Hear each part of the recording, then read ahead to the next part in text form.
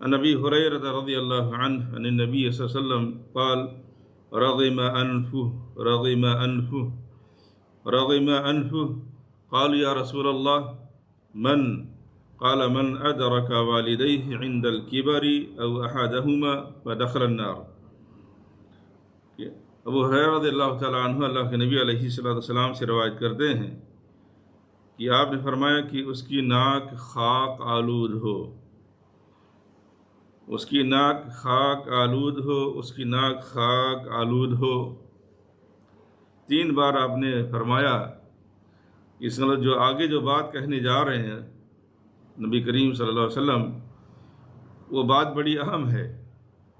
اور بڑی خطرناک بھی ہے، اس لیے آپ نے 3 بار اس جملے کو دہرایا کہ اگر آگے جو بات کہنے جا رہا ہوں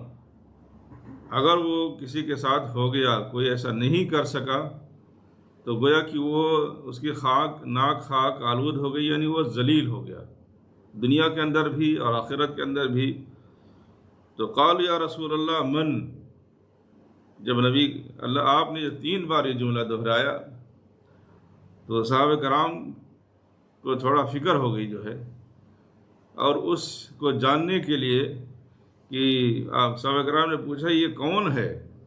کس کی ناک خاک آلود ہو گئی، کون جو ہے ذلیل اور رسوا ہو گیا دنیا اور آخرت میں، کس عمل کی بنیاد پر، یہ جاننے کے لیے تاکہ اس سے بچیں جو ہے۔ تو آپ نے فرمایا من ادرک والدیہ عند الکبر او احدہما فدخل النار۔ آپ نے فرمایا کہ جس نے اپنے والدین کو پا لیا، یعنی ماں باپ دونوں کو پا لیا بڑھاپے میں، یا دونوں میں سے کسی ایک کو بڑھاپے میں پا لیا اور اس کے باوجود وہ جہنم میں چلا گیا، یعنی ماں باپ کی خدمت کر کے، ماں باپ پر خرچ کر کے، ان کے سکون اور آرام کا خیال کر کے جو ہے اپنے آپ کو جنت میں اس نے داخل نہ کرا لیا، یعنی جو گویا کہ ماں باپ کی خدمت کرنا، ان کے آرام اور سکون کا خیال رکھنا، ان کی تکلیف کو برداشت کرنا اور ان کی تکلیف کو دور کرنا، یہ جنت میں جانے کا سبب ہے۔ اس کے برعکس اگر کوئی جو ہے ایسا نہیں کرتا، ان کی خدمت نہیں کرتا، ان کے اوپر خرچ نہیں کرتا، ان کے آرام و سکون کا خیال نہیں کرتا، انہیں نظر انداز کر دیتا ہے جو ہے ایک دم سے جو ہے کہ گویا کہ کوئی مطلب ہی نہیں، تو ایسا شخص جو ہے جہنم میں جائے گا، جہنم میں جانے کا یہ سبب اس کے لیے ہوگا۔ اس لیے آپ نے فرمایا کہ ایسا شخص دنیا میں بھی رسوا ہوگا